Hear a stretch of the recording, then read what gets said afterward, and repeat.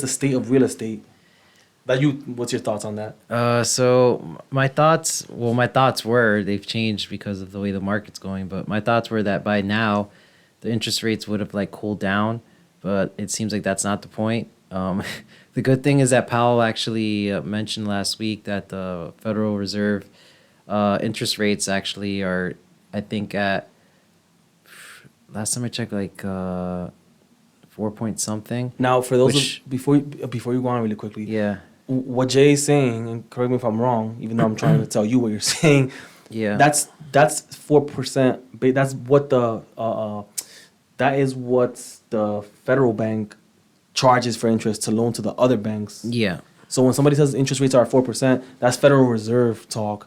But actual banks will loan you out that money that they got loaned at 6.57%. Yeah, Just that's FYI. Yep, that's correct. So it seems like right now what needs to happen is that there needs to be more supply of housing. That's the other thing. There's not that much supply out there, so So do you think? So what do you? which So is you keeping saying? the prices high. So you're saying that it's good that he didn't raise the interest rates, or do you say, or what do you mean? I think there needs to be a combination of supply. The demand's there. There's people out there looking for actual rental apartments, and they're looking for houses to buy. So I think there needs to be more of a supply of housing and also a lowering of interest rates, and then it might help out. I think the economy overall. I guess for in that sure. order, you more supply then lowering the interest rates. Yeah. Or would you say? Because if I was Powell, or if I was like dictator of the United States, which hopefully that's not ever the case. But if I was dictator of the United States, Yeah. I would say make more houses, right? But keep the interest rates high, because we still have to cool off the economy, right? The interest rates Yeah. are not just for the houses. Or am I speaking Well, incorrectly here? the whole supply thing, it's the reason there's not that much supply is because of inflation. So inflation kind of messed up everything in regards to supplies, how much they cost, and also the work labor. So what's ending up happening is, and a lot of people got laid off as well. So there's not enough. The work is out there, but there's not enough money, so to say, to pay for these jobs. So you know what I mean, because the prices have gone up. So what's going on right now is that hopefully, I mean, like I mentioned before, things cool off, or it's gonna have to be people are just gonna have to pay higher. Like all the investors, actually developers that pay for these huge projects, they're gonna have to go on board with whatever prices the contractors are setting. You know what I mean? Okay, because the supplies are higher. Yeah. I guess, and then I guess because other contractors are offering more money, whoever has hired contractors, they're probably splitting and going to other contractors that pay them Yeah. more. So as a result, to be And, competitive. and the numbers are not making sense at this point. At this point, it's like if you're doing the whole rehab thing, it's like you're purchasing a property that does not have that much meat on it, meaning there's not that much equity on it because they're overcharging you. So once you buy this, When you say they, who's they? The banks or the investor, the Okay, buyer. Okay. So it not only is the investor like losing out on this deal, it's like it comes to a point where you buy the property, you get it appraised right at a certain price, and you're like, crap, like I'm gonna end up losing out because now I have to fix it. For the people listening, who appraises the homes? Is it like a special person or is it Yeah, the bank? it's an appraiser. Okay, hired So- by you or the bank? No, by the bank. So it's a Okay. third party. And the reason behind that is because obviously the bank's giving you the money, so they want to make sure that the investment that they're giving you the money for is worth something. You know what I Okay, mean? okay, understood. So yeah, they contract a third party. The appraiser is giving you this set number, and the bank, what they want to make sure is that they're going to get their return on investment, and can this guy afford to be able to pay back the loan. Seems like a lot of hoops, right? So, but okay. the investor has to make sure that it depends. If it's a property he's going to live in, then it's different. But if it's a property that he's trying to make money off of, or investment property, then he has to make sure that he has enough equity in that property where he can get his return on investment in rents, or not even in rents if he wants to sell a property. Okay. So going back to the whole interest rate, supply and demand thing. So for some of you guys who might not know what's going on, which might be only a few of you because everybody was talking about this. Back in 2020, 2021, housing exploded. The prices of homes completely went up, like just astronomical prices. There was a lot of buyers, but not enough homes. The interest rates was only 3%. Average interest rates was like 3.5%. Yeah. Now the home prices are still astronomically high, but the interest rates are like 6.5 to 7%, meaning whatever. If you would have gotten a house at 300K, and I'm just throwing random numbers out here. If you would have gotten a house at 300K with 3% interest, and you were paying, let's say, 1,600, 1,700 for a house, now with the interest rates the way they are, you might be in the paying close to 2,500, 2,500. And so the issue is that I guess was this Jerome Powell? He's trying to raise the interest rates, hoping to cool off the market, and by extension, the housing market as well, and that will lower the prices of homes. But now that caused another problem because now the homeowners who were selling their houses, they probably don't even want to sell their houses anymore either because they had secured a home loan at 3%. What are you gonna do? You're gonna sell that now? You're gonna sell that and then secure a home loan at 7% when you have one at 3%? You know what I mean? So Yeah. there was already short supply. Now there's even going to be more short supply because the people who are willing to add supply to the market are no longer going to do that anymore because of the interest rate hikes. Yeah, so the only way they could fix this issue is to lower the interest rates, which would attract people to, buy, or they're gonna have to like up their game in building houses, man. I wouldn't lower the interest rates right now. I would, and and I say this respectfully. I understand that people are affected by this, so obviously I don't mean people to get hurt. But if I was Jerome Powell and I was responsible, I would keep the interest rates high. I would probably raise them up even a little bit more. It has to cause a little bit of pain to fix this, but something like this happened in the 80s, and some guy raised the interest rates to like 15%. Yeah. The head of the Fed, I think he raised the interest rates at 15% to kind of like curb inflation. Yeah. So I would keep that actually makes people that makes people want to put their money in the banks as well because yeah, because you have higher interest rates now. Yeah. But I would keep the interest rates higher, and I would try to start working with Congress or whoever, because Jerome Powell, he's not in it for homes. He's that's not his business. His business is just to increase interest rates and do all that stuff. But I will also try to work hand in hand with the government to see what we can do about zoning laws, to see what we can do about Oh to see yeah, what we so that's another thing. to see what we can do about building. Look, the interest rates are going to Yeah. keep high, but we're going to add more supply. We're going to build more homes. See what That's happens. a really because- big thing, yeah. So especially like in cities like San Francisco, it's like there's a lot of homes that are there, but they're zoned to only I think have like 2 stories. So it kind of limits the amount of people that could live in a certain area. Now, So yeah, for people like, do you know what zoning laws are? yeah. Because my understanding of zoning laws, like the government says you can't build a specific house in a specific area.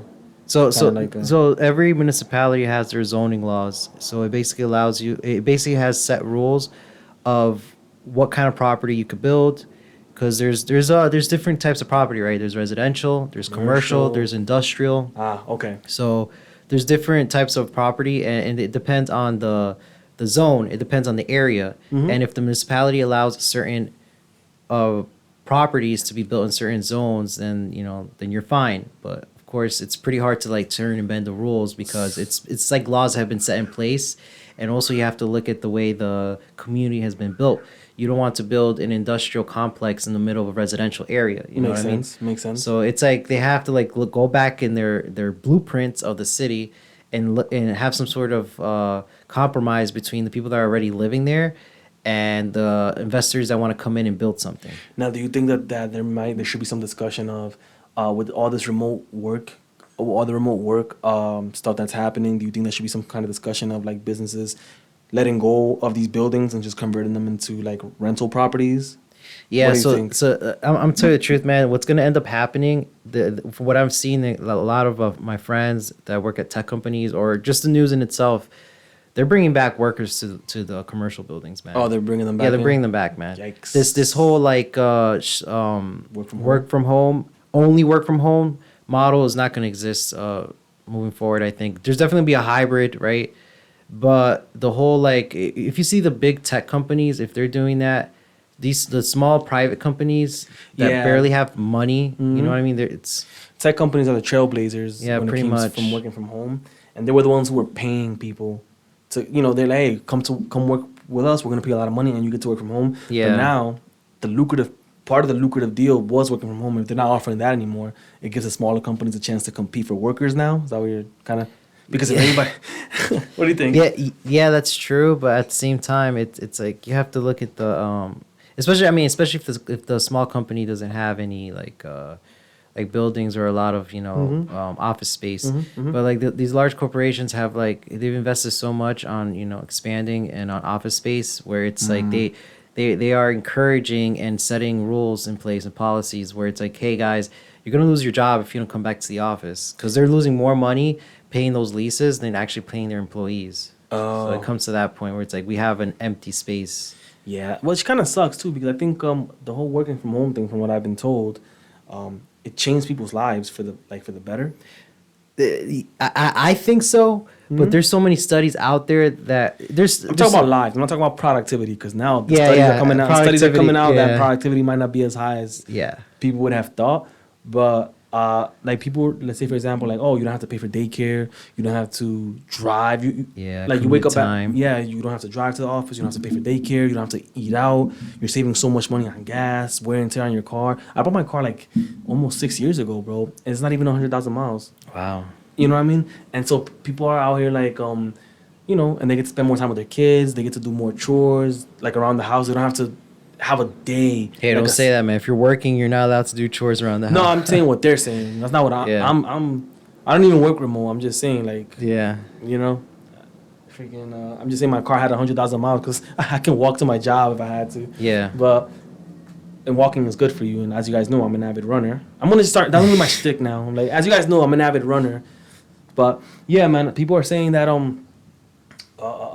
they've had more productive lives, and because they don't have to wait until like Saturday or Sunday to clean the house, they're doing it little by little as they go, and things stay clean. They feel like they have more, so like a better quality of life, more freedom. Yeah, exactly. Yeah. And then some people, from what they're saying, like normally they would leave work at 5, but they stay on front of the computer till like 6:30, 7 maybe, because they're still working on stuff and they don't have to like, I'm out of here. Yeah, commute. There's no commute. Yeah. And as an avid runner, I feel like no, I'm kidding. But yeah, man, got a little sidetracked there. But yeah, I hope they do something with this whole housing thing, because if not, it's gonna just keep getting worse, and then you're gonna have. And people keep saying, I don't know how true this is. I mean, I'm sure it's true, but I don't know how to what extent that these hedge funds keep buying properties. Oh yeah, so making infinite renters, and then when it comes to hedge funds, they sometimes get sweet deals, especially when they buy in bulk. So they're buying whole neighborhoods, right? Yeah, whole blocks. Especially like BlackRock, they're the biggest one out there. Like they're just buying all, and the funny thing is that they're targeting. I guess this is what they're trying to do. What they're trying to do is that they're trying to not allow the future of America to be home buyers. They want everyone to be renters. So they're buying the majority of the single family homes. If you look at JP Morgan, they've been buying up all the single family homes. So has BlackRock. So it's going to get to a point where it's like you're going to have to pay rent. And you're listening to the JCast podcast. Like, share, subscribe. Please. And, these are our thoughts. We're not accusing anybody of anything. These are just our thoughts. Yeah, but it's happening. So they're going to make it so hard. And actually, not they're going to. They are making it hard for people to actually buy homes. And so it's getting to the point where people are stuck, right, in the rat race. And what they're doing is that they're paying rent. Mm-hmm. And so think about it this way. So they're paying rent to the banks, right? So the banks are winning both sides. They're actually also decreasing a pathway to build wealth. It's one of the main pathways that people build wealth in America. Yes. So they're trying to keep us poor, man. to put my tinfoil hat on, when you own a home, let's say, that gives you a chance. I'm not saying that it's a certain thing, but that gives you a chance. That's like a pathway, slightly to a bit of financial freedom. Because once you own your home, you have something like, once I pay this off, I don't have to put up with most jobs anymore for the most part. Once you pay off your home, let's say your mortgage goes, and I don't know where you guys live, but let's say, and I don't know if I'm being conservative or liberal with this, but let's say our mortgage is $1,500, right? And then our property taxes are like $400. Well, once you pay once you pay your mortgage off, you no longer have to pay $1,100 anymore. You only have to pay $400 a month plus living expenses and things like that. That's $400 a month in taxes. That's what comes out to be like $4,800 a year. Yeah. You can get like a regular job at like a warehouse and pay that off. You don't have to put up with nobody anymore. You know what I mean? Yeah. And so they're taking that away from you because now you have to pay rent forever. Forever. It's eating into your income. It's eating into your chance of financial freedom. I do think it's a big, a huge conspiracy to do that. And you're paying the banks forever. So it's not enough that you're paying the banks through the government subsidizing them. and the government subsidizing their losses whenever they make bad investments, you're also paying for them to live in a house that you were supposed to own. And as usual, the government's sitting on their hands, and just straight up not knowing what to do, and not not taking action. Yeah, I mean the banks are the winners in this case because, like you mentioned, they're making money off subsidized housing. Well, let's take that back. Sorry, Really quick, their losses are being subsidized, yeah, and they're making money, doing their whole finance thing. yeah. And like you said, the the price of the homes are subsidized because what they're buying it in bulk or reduced. Well, usually it's a reduced. So if you're a private, I was gonna say employee, but that doesn't make sense. If you're a private Property owner. no, if you're a private customer for a bank, you get perks. Right. Like you have your own personal Financer. what do you call him? Like I guess kind of like a hedge fund manager in a way because he's managing your money. Okay. And not only that, like guys, like I'm giving you guys like jewels right now because once you get a certain amount of money, like if you have like I think for J.P. Morgan, obviously it's like over 250K or 500K, you become a private customer for them. And so what they do is that you have access to them kind of like 24 hours. Like if you have to have a huge transaction and stuff, like they'll prepare the money for you and they'll like literally open the bank off hours just to cater to your needs. Now, as much as we like to act like this is us, we're not that rich. This is just what you've been told. So. Yeah. We just we read books. yeah. Oh.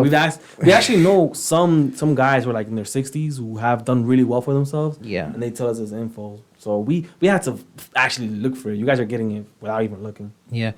But I guess what I'm trying to get to is the fact that the way the things are going, it's the banks are going to be benefiting. Why? Because not only are they going to make money off renters, they're also going to make money off people that are trying to invest and buy properties because they're raising their interest rates at such a high point where it's like they know that at the end of they know that after the loan is paid off, they paid off an investment that wasn't worth for the investor, but it was worth for them. You know what I mean? It was worth for the bank. Right, because the bank loans you, let's say, $200K to buy a house. Yeah, and they might know that the property's worth $200K at this point in the market, but Right. realistically, if it wasn't for inflation, that property would probably be worth $150. Well, who cares? We'll give you the money because you could afford it to pay us back, and we make money on top of that. And 30 years from now, you would have paid $450K. Yeah, so it's like, go ahead. Yeah, man. It's crazy, yeah, man. It Crazy sucks. times. And whoever can get a property, whether it's a single family home at this point or a condo or two, like just get it. Get something, because it doesn't seem, for whatever reason, it doesn't seem like it's gonna slow down. Yeah. If raising the interest rates more than double the interest rates hasn't slowed this down, it doesn't seem like it's gonna slow down anytime soon. And nobody seems to be in a rush to like build houses. Yeah. Congress is not even talking about this. This should be like front line. Like, hey, look, America's turning into a nation of renters. Can we do something about it? It won't be front line because they're all in bed together. Yeah. Them and the banks. It sucks. So I have a question for you, Jay. When is the best time to buy real estate? I don't know. I'm not a real estate mogul. I would say now. Always. I think the answer would be always now. Because regardless of where the market is, there's always deals out there. And as long as the deal makes sense, you should go for it. Now, when you say makes sense from a financial monthly standpoint? Yeah, like, yeah. If you could afford it, and if you know that, it's like they say, it's not about. I'm gonna butcher this, man. It's not about how long. No, it's about how long you're in the market. Right? Oh no. Time in the market beats timing the market. There you go. Yeah, I forgot who said it, but yeah. Yeah, so that's the same thing when it comes to a house. Like sometimes it comes to a point where you're like, crap. You know what? Bought this property. It's overpriced. But I actually have equity. I actually have an asset, right? Right. And what ends up happening with time is that eventually that property is going to, increase in value, and it's going to increase to the point where you're like, okay, you know what? It's at a price point now where it's higher than the price point I actually bought it on. I'm actually winning finally, but it takes time. Right. And remember, guys, you notice one thing: money depreciates. Most assets do not. Yes. So even if you bought a house and you're not too happy with the purchase or you think it's not worth what you bought it for, it's still an asset. It's still something that the government can control and be like, oh, houses are worth this much now, or whatever the case is. You know what I mean? It's just, you have an asset. And one thing we want to tell you guys about how you look at money, most people look at money like this. When they buy an asset, what they're doing is they're converting money into the asset. You guys follow what I'm saying? So basically, if you have an example, if you have 300K, right, sitting in the bank, well, you're like, well, that money's not doing anything for me. I can't use it. Let me convert it into something useful. And you take that 300K and you buy, let's say, stocks, or you buy houses, or you buy gold, or whatever the case is. You just converted your 300K to assets that actually go up in value in time. They've always gone up. I can't think of any asset. Bro, I for the most swear, part. I think me and you like we have the same brain. I was thinking the same thing. I was literally gonna mention how whenever you see a dollar, try to convert it into something that has value. Yeah, Or that yeah. brings you back value. Exactly. And that could be a vacation, man. As long as you're putting yourself in place as well. 'Cause- I wouldn't say vacation, but go ahead. I'm sorry. Go ahead. let's just say you're going on vacation, but as you're going on vacation with a purpose, right? You're going to a place where it's like you have a higher chance of networking with people that In might that have the sense. same, you know. Okay, that's you like know what I when mean? you join country clubs. Yeah. You're spending money with a purpose to network. Okay, I Yeah, see. so try to use money as well to educate and invest on yourself, and also to buy assets, but also to place yourself in a place where you're going to be with people or surrounded by people that are at a point in their life where you want to be. And here's another thing we'll say about when it comes to money. This is not financial advice. This is not financial Someone advice. out there is gonna be like, "Yo, but you told me to do this." Most people that I know that have money, right? Like, I was gonna say his name, but they don't really keep that much money in their bank outside of Yeah. emergency purposes.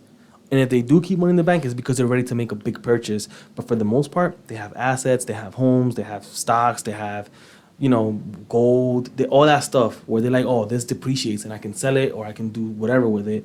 And I bought this for $20, but because the price of everything went up, the price of assets also go up. That's what nobody talks about. The price of assets also go up. So if you bought something for $20 and inflation went up and everything's more expensive now, well, guess what? The asset that you just bought, that also went up. A perfect example, cars are not assets, by the way, but that's a perfect example where people bought cars, let's say 5 years ago, 6 years ago, 7 years Yeah. ago, and they bought it for, let's say, 15 grand. Some of these cars are going for like 17, 18 grand used still. Yeah. That's an example of you having an asset, and when inflation goes up, everything else goes up along with it. Yeah. So I guess we want our audience to kind of like, it's all about mindset, I would say. Whenever you do make money, of course you have to cover, your expenses and things like Yeah, that. yeah. But after you do that, just look at money as as something that you want to get rid of. Of course, you have to have like 6 months Convert. Yeah. 6 months of, savings, just in case something happens to you. But whenever you see money, don't think of it as something that has value. Think of it as something that you want to convert to something that has value, and right away too. Right. And when we say value, we mean, for example, when you break it down, it's just money's a piece of paper. Yeah. Some people don't look at it that way. That's the problem. Money's just a piece of paper. Yeah. But a house is not a piece of paper. A house is useful for something. Yeah. Gold, whatever, for some reason, it has value. Yeah. Stocks and businesses, like you're owning part of businesses, all that stuff. Money gives you access to all that stuff. And you have to convert it, and you should convert it. Well, this is not financial advice. I'm talking to you, Jay, Yeah. and the audience is listening. I'm talking to you, Jay. Obviously, you should convert the money after you have You your better watch out. People are going to take all their money out of the bank now, Yeah. start buying a whole bunch of assets. But you should convert it after you have your 6 month savings, after Yeah. you have a cushion just in case, and you have money coming in. But that's my 2 cents about how I would do it. We are not telling anybody to do this. We're not telling anybody who's listening that this is how you should do it. This is not financial advice. We're not financial advisors. I am. I'm just kidding. We're not financial advisors. This is just our take on certain things. Speaking of takes on certain things, man,